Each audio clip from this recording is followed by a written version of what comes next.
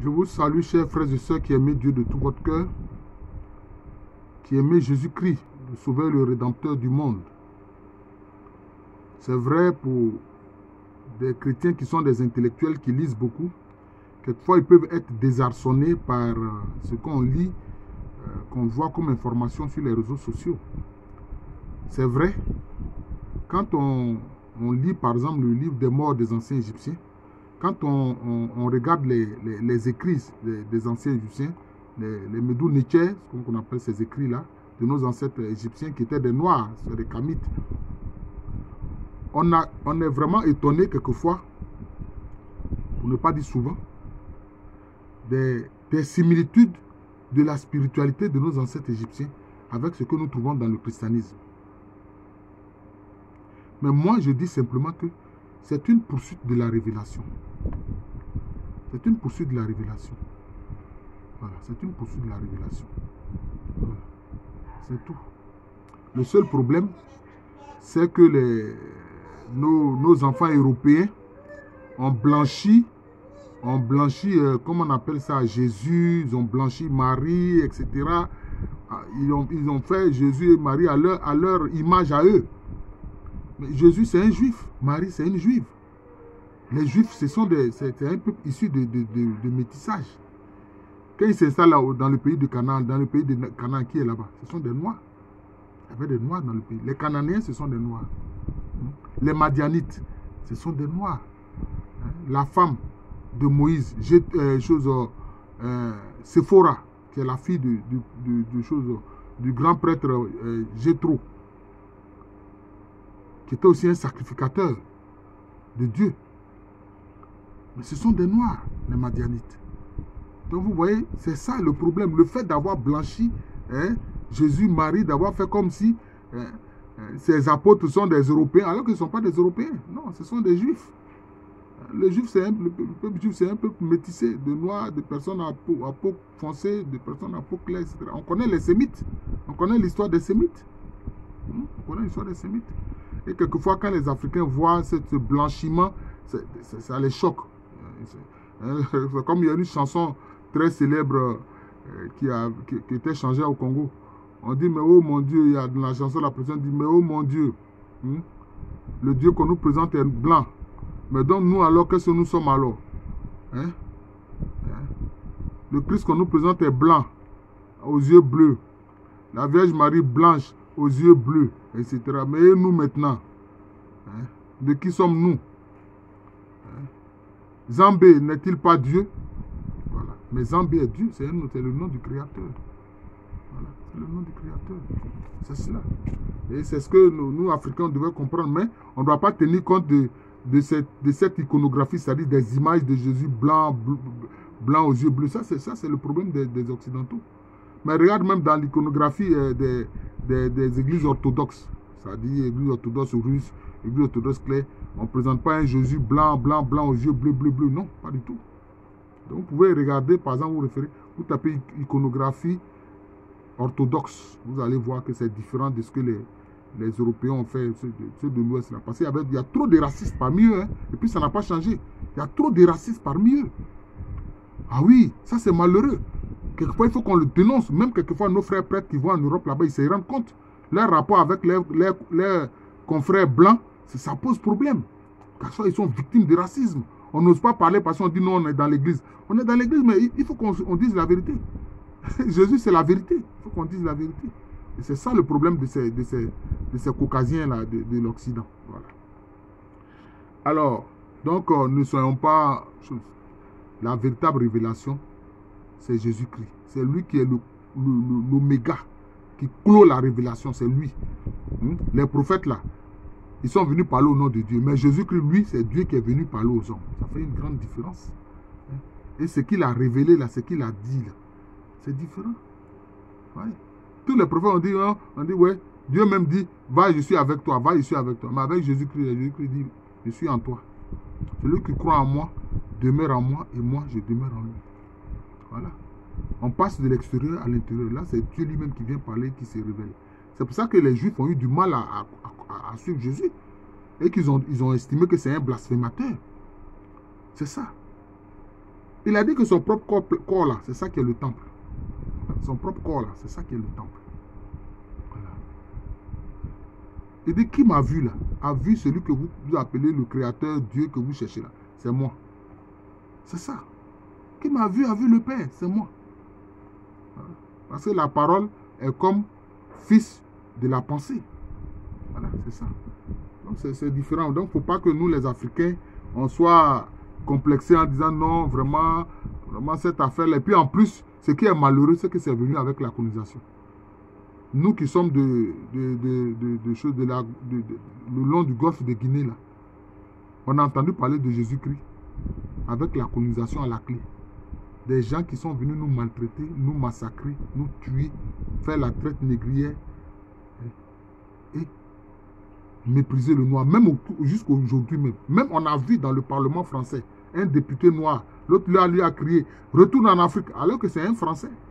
C'est un Français, il est député français. Il représente une partie du peuple français, pour ne pas dire même la totalité, parce qu'un député parle au nom de la nation. Donc, mais c'est ce qu'ils sont. C'est malheureux, mais voilà leur tout là, comme on dit là. Voilà là, les voilà comme ils sont. C'est malheureux. Voilà. Alors, ce que je voulais faire même, j'ai été un peu emporté par ces faits-là, c'est vraiment malheureux. Mais je voulais parler de, poursuivre la série de vidéos sur la spiritualité de l'alphabet hébreu. Mais il faut comprendre une chose, chers frères et sœurs. Il y a des fois, la traduction de la Torah, telle que c'est fait par les Juifs, et que tel que ça a été traduit dans la Bible que nous avons, il y a des erreurs dedans. Ça, je le dis franchement, il y a des erreurs. Par exemple, quand on a dit oui, les Juifs c'est le peuple élu, il n'est jamais écrit dans la Bible que les Juifs sont les peuples élus. Je veux dire, dans la Torah, celle qui est rédigée en hébreu, là, il n'est jamais dit que les Juifs, c'est là. On dit c'est le peuple choisi. Choisi et puis élu, c'est différent. Choisi et puis élu, là, c'est différent, c'est pas la même chose. Même quand on dit dans la Bible, parce que le problème c'est quoi? Ils ont dû interpréter la Bible à partir de l'hébreu d'abord. Bon, souvent les évangiles, ça a été écrit en ancien grec. Ça a été écrit en ancien grec. Mais la Torah, là, les 5 livres là, de Moïse, là, et puis les livres prophétiques tels que Isaïe et autres, la Torah, là, c'est en hébreu. Et souvent, les traducteurs n'ont pas su traduire. Ils n'ont pas su traduire. Il n'est pas dit que c'est le peuple élu, on dit c'est le peuple choisi. Choisi et puis élu, c'est pas la même chose. Choisi pourquoi? Pour une mission. Témoigner de Yahvé dans le monde. C'était ça. Même on dit dans la Bible, on dit quoi? On dit que Ève est tirée de la côte. Ève est tirée de la côte d'Adam. Non, ce n'est pas la bonne traduction. Je ne veux pas vous choquer, mais c'est les faits. Voilà. Moi, je suis un chercheur, je cherche. Je suis allé voir quelle est la traduction telle que c'est dit dans la langue hébreu. La Torah telle que c'est traduit. Il n'est pas dit que Ève est tirée de la côte d'Adam, ce n'est pas dit. Non. On dit que Dieu a mis Ève à côté. À côté. J'ai même écrit l'expression précise même. Je vais vous lire ça. L'expression précise. Il a dit que Ève est tirée d'à côté. D'à côté de Adam. On n'a pas dit est tirée de sa côte. Non, non, non. On dit à côté. Elle est tirée d'à côté d'Adam. À côté. Voilà. C'est ce que ça veut dire. C'est pour ça que d'ailleurs on le voit dans les évangiles. On le voit, on dit la femme est placée à côté de l'homme pour le soutenir, pour l'aider. Donc c'est à côté. Ce n'est pas de la côte. Non, non, non. C'est à côté. Voilà. Et on le voit, comme je l'ai dit là, dans la liturgie concernant le mariage. Voilà. On dit la femme est à côté. Elle est à côté de l'homme. Pour le soutenir, pour l'aider. Pour que mutuellement aussi les deux se soutiennent. Pour le consoler. Voilà, c'est ça. Mais dans la Bible, ça a été traduit que Ève est tirée de la côte d'Adam. On dit non. Ce n'est pas ça dans la tradition hébraïque. Ève est à côté. Voilà, ça fait deux choses différentes. Voilà. Elle est tirée d'à côté d'Adam. Tirée d'à côté. Adam qui veut dire terre rouge. Et puis Ève qui veut dire la vivante. Alors comme je disais, en fait, je voulais parler des choses, de la 20e lettre de l'alphabet hébreu. La 20e lettre de l'alphabet hébreu, qui est Resh. Resh. Alors c'est issu d'un hiéroglyphe qui représente la tête. Parce que Resh en hébreu veut dire tête, mais ça veut dire aussi pauvreté. Tête et pauvreté. Il va falloir qu'on voit le lien de tout ça. Qu'est-ce que Jésus-Christ a dit? Il a dit que nous qui lui appartenons, même les cheveux de notre tête là sont comptés. Nos cheveux là, c'est compté. Parce que nous sommes tellement importants pour lui que rien de ce qui lui appartient n'est perdu. C'est pour ça que dans la prière sacerdotale, en Jean 17, il a dit quoi? Père, ce que tu m'as donné, aucun n'a été perdu, sauf le fils de la rébellion qui lui-même volontairement est allé vers sa propre perdition. Nos cheveux sont comptés. C'est ça. La tête. Et il a dit quoi? Que Jésus est la tête de l'église. Et l'église est son corps. De quelle église il s'agit? Il ne s'agit pas de l'église dénominationnelle, non. Ce n'est pas une affaire de l'église orthodoxe, église catholique, église méthodique. Il ne s'agit pas de ça.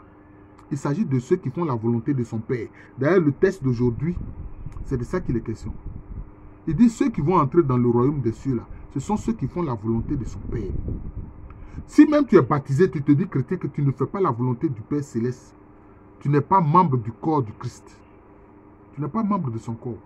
Quelle que soit la position que tu occupes au sein de l'église dénominationnelle, tu n'es pas membre de son corps. Ô Seigneur Esprit Saint, aide-nous vraiment à être vraiment membre du corps du Christ en faisant la volonté du Père céleste. Parce que de nous-mêmes, nous sommes incapables de le faire. Toi, le Saint-Esprit, toi seul peux nous aider à le faire. Voilà. Donc c'est ça. Christ est la tête et nous, nous sommes les membres de son corps. Ce qu'on appelle au plan théologique le corps mystique du Christ. Au plan théologique, c'est comme ça que cela s'appelle le corps mystique du Christ. C'est le Christ qui est la tête. Voilà. C'est lui qui est la tête de l'église. Mais celui qui aide sur terre l'église à fonctionner comme il faut, c'est le Saint-Esprit. Maintenant, il faut comprendre que les églises dénominationnelles, c'est comme toute organisation humaine, il faut des gens à la tête. Et dans le cas de l'église catholique, bon, c'est le pape. Et la curie romaine, bon, il est là. C'est lui qui est la tête de la curie romaine. Mais il n'est pas seul, il gouverne avec la curie romaine. C'est-à-dire tous les cardinaux et autres qui sont autour de lui là. C'est ça qu'on appelle la curie romaine. C'est comme un gouvernement. C'est comme un gouvernement. Ah oui. Parce que, en fait, c'est vrai, le pape de l'église catholique, il est un chef spirituel, mais il est aussi un chef d'État. Il est aussi chef d'État, il faut comprendre ça. Le Vatican, c'est un État. Voilà, il faut comprendre ça. Donc, c'est Jésus-Christ qui est la tête.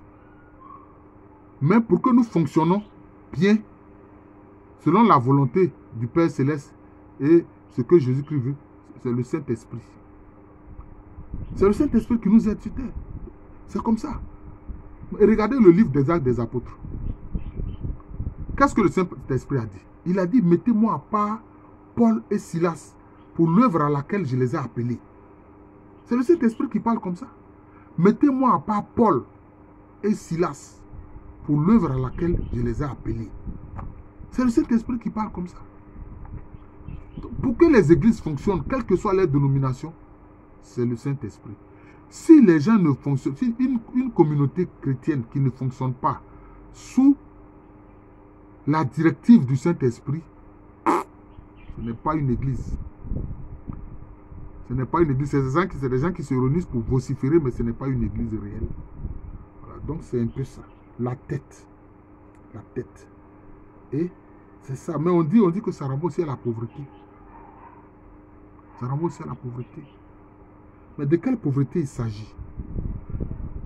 Dans la foi chrétienne, quand on parle de pauvreté, les gens le problème, c'est les interprétations.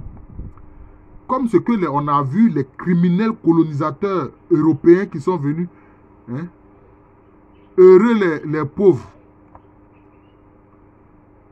On n'a pas dit heureux les pauvres en argent ou en biens matériels. Jésus qui a dit heureux les pauvres en esprit. Il a bien précisé en esprit. Mais ils sont venus dire heureux les pauvres. Il y a même une image d'un président, du premier président du Kenya, je crois, Jomo Kenyatta, qui a dit quand les Blancs sont venus, ils nous ont dit de fermer les yeux pour prier. Hein? Ils nous ont remis la Bible, ils nous ont dit de fermer les yeux pour prier. Nous avions avant les terres. Mais quand on a fermé les yeux pour prier, finalement, la Bible est restée avec nous et puis ils se sont accaparés nos terres. Mais après, les Kenyans ont chassé ces Anglais-là, accapareurs, qui n'étaient que des criminels. Mais c'est pour ça qu'il faut voir. Les premières missions des pères blancs, ça a échoué. Ah oui, dernièrement, on allait à Festi Éclat, dans le diocèse de Grand Bassam. On a vu, le professeur Yaobi Nyangoura Ernest a écrit un ouvrage sur la naissance de l'église en Côte d'Ivoire. Les missions des pères blancs, ça a échoué. Mais parce que c'est venu en même temps que la colonisation. Mais comment vous pouvez venir parler de l'amour du Christ, Dieu qui nous a aimés, qui nous a envoyé sa parole éternelle faite chair pour nous sauver, et puis en même temps vous nous brimez, vous nous obligez à faire le travail forcé, vous nous méprisez, vous ne nous considérez même pas comme des êtres humains. Vraiment, les Européens, pas tous, hein, je ne les accuse pas tous, mais vraiment c'est malheureux. Ils ont desservi Jésus-Christ. Ils ont desservi Jésus-Christ. Parce que finalement, leur œuvre là, celle des pères blancs, ça n'a même pas fonctionné. Ça n'a pas fonctionné. C'est ceux qui ont pris le relais. Et là, c'était des Africains surtout. On a vu le travail qu'a fait William Wadé Harris sur le littoral de la Côte d'Ivoire et le littoral de la Gold Coast pour convertir les gens. Il dit mais que l'ange Gabriel lui a apparu, lui a parlé au nom de la part du Christ pour lui dire que les blancs qui sont en train de vous maltraiter là, ils ne sont pas supérieurs à vous. Ce sont mes créatures aussi comme vous. Mais tournez-vous vers moi, le Christ et Jésus. Et vous serez sauvés. Débarrassez-vous de ce qui ne vient pas de moi, de la spiritualité qui fait que vous êtes esclaves des esprits. Vous êtes soumis à des esprits. Hein, parce que souvent on parle de la spiritualité africaine, on fait comme si tout était bon dedans. Tout n'était pas bon dedans.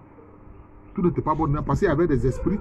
Tu venais, un esprit te dit, bon, j'ai dit, tu n'as pas le droit d'avoir des rapports avec ta femme. Et tu regardes même, je dis même, c'est là même que ta femme te sent plus belle que tout. Voilà le problème. Et si tu ne lui obéis pas, mais il te crée des ennuis. Il te crée des ennuis. Hein? Il te crée des ennuis. Voilà le problème. Ah, on dit, mais vous avez fait telle erreur. Donc les esprits sont fâchés, les génies sont fâchés. Et puis allez vous rendre malade, etc. C'était une tyrannie de ces esprits-là. Jésus-Christ est venu nous libérer de tout ça. Ne regardons pas ce que les blancs criminels ont fait. C'est ça qui fait problème et qui fait que souvent la foi pose problème. Donc, c'est heureux les pauvres en esprit. La pauvreté en esprit, c'est quoi? C'est l'humilité. C'est l'humilité, c'est tout. Tu peux être un roi et puis tu es humble. Tu peux être aussi un pauvre paysan et puis tu es humble. Tu peux être aussi un pauvre paysan qui est orgueilleux.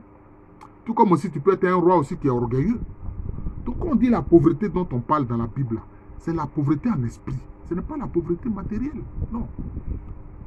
Ce n'est pas la pauvreté matérielle. C'est la pauvreté en esprit qui renvoie à quoi? À l'humilité. Voilà. Parce que c'est ce qu'on dit même de Jésus. Lui qui était dans la position de Dieu n'a pas revendiqué sa divinité. Mais il s'est abaissé lui-même. Et il a pris la condition de serviteur. Et non seulement il a pris la condition de serviteur, mais il a accepté de mourir et de mourir sur la croix. Qui était un moyen que les Romains utilisaient pour tuer les criminels. Parce que quand on t'a crucifié là, tu peux rester sur la croix, ça peut te tuer pendant 3 heures avant que tu ne meures. Et puis, qu'est-ce qui se passe? Quand on est crucifié, en fait, qu'est-ce que tu tues? Ce n'est pas tant le fait que le sang est en train de couler de tes mains, de tes pieds ou de tes côtes, non. Mais c'est comme si tu es asphyxié. Au fur et à mesure, progressivement, tu manques d'air. Comme si tu meurs étouffé. Tu meurs étouffé. Des gens ont fait des recherches sur ça, sur la crucifixion. C'est-à-dire que c'est une douleur sur près de 3 heures de temps avant que tu ne meures. Voilà ce que le Seigneur Jésus-Christ a souffert pour nous. Donc la pauvreté de l'esprit, c'est-à-dire l'humilité. Et cette humilité-là, ça fait quoi?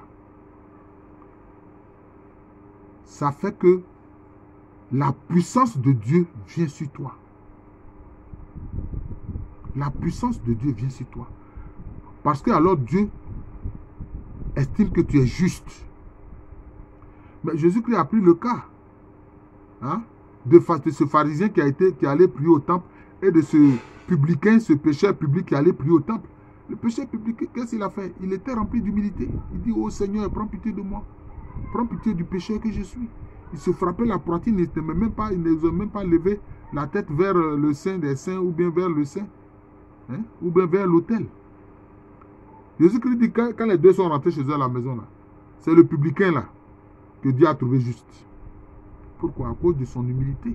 Il a reconnu qu'il est pécheur et qu'il a besoin du salut de Dieu. C'est ça. Il a reconnu qu'il est pécheur, qu'il a besoin du salut de Dieu. C'est très important. Et alors, tu reçois la force divine. Voilà. C'est ça que cette lettre à l'Urèche là, c'est ça que ça donne. Tu reçois la force divine. C'est très important. Voilà. Tu reçois la force divine. Voilà. Et tu es dans la communion du Saint-Esprit. Tu es dans la communion du Saint-Esprit. Cette communion du Saint-Esprit fait que tu comprends toute la vie de l'univers. C'est curieux, mais c'est comme ça. Tu comprends toute la vie de l'univers. Quand il dit tu comprends toute la vie de l'univers, ça veut dire beaucoup de choses. Tu peux comprendre les différents langages des différents animaux. Tu peux comprendre ce que les oiseaux se disent dans leur langage. Tu peux comprendre ce que les arbres se disent dans leur langage. Et tu peux, même si tu n'as pas appris les différentes langues des êtres humains, tu comprends. C'est comme ça. Quand les gens voient des trucs comme ça, ils sont étonnés. Ils disent, ah, mais lui là, ça, non, ça c'est quoi ça? Ça c'est la sorcellerie. Non, mon ami. Non, ma soeur, ce n'est pas la sorcellerie. C'est parce que tu es dans la communion du Saint-Esprit qui fait que, puisque toute la création vient de Dieu, donc tu es en communion avec toute la création et tu comprends le langage de toute la création et tu comprends en même temps toutes les langues des êtres humains. Quand on parle devant toi, la langue qui va parler là, toi, tu vas répondre dans cette langue-là. Bon, je ne sais pas, moi, je n'ai pas pu vérifier, mais c'est un témoignage. Il est dit que le Saint Padre Pio, des gens qui venaient se confesser auprès de lui, parce qu'à un moment donné, des gens venaient d'un peu partout dans le monde pour venir se confesser auprès de lui. Et on ne mettait pas un traducteur à côté, non. Des gens qui parlaient anglais venaient se confesser auprès de lui. Des gens qui parlaient swahili venaient se confesser auprès de lui. Des gens qui parlaient allemand, suédois, etc. venaient se confesser auprès de lui. Puisque c'était vraiment son travail, c'était la confession. Mais il n'y avait pas, puisque dans le confessionnal, il n'y a pas de traducteur, non. Mais toutes les langues que ces confesseurs-là, ces gens qui venaient confesser, Padre Pio échangeait avec eux dans la langue qu'ils parlent. C'est ça. Cette vie universelle qui jaillit de la communion du Saint-Esprit, quand tu es vraiment dans cette communion du Saint-Esprit. C'est des grâces que le Seigneur donne que nous ne pouvons même pas imaginer. Nous, les pauvres là, nous, les pauvres d'un autre genre, les pauvres spirituels, nous ne pouvons pas imaginer. Mais c'est la réalité, frères et sœurs. C'est la réalité. Parce qu'alors, tu es devenu comme l'Esprit toi-même. Voilà. Tu es devenu comme le Saint-Esprit. Tu souffles là où tu veux. On entend, on ne sait pas d'où tu viens, où tu vas. C'est ce que Jésus-Christ a dit. Voilà. Tu deviens comme le souffle de l'Esprit Saint. C'est ça qu'il s'agit. Donc, il vient de parler de la lettre Rèche. Mais j'en ai profité aussi pour dire certaines choses. Voilà. Donc, c'est cela. C'est quoi? C'est la 20e lettre, le Rèche. Bon. Prochainement, nous allons poursuivre. Il reste 2 lettres. La lettre Shin et puis la lettre Tav. Voilà. Tao, je préfère dire Tao. Tu vois, on dit Tav, mais je préfère dire Tao. Je vous remercie. Je suis le frère Jean de l'amour de Jésus. C'est mon nom spirituel. Et à l'état civil, je suis le professeur Alou Ouamerine. Merci encore et bonne journée à tous.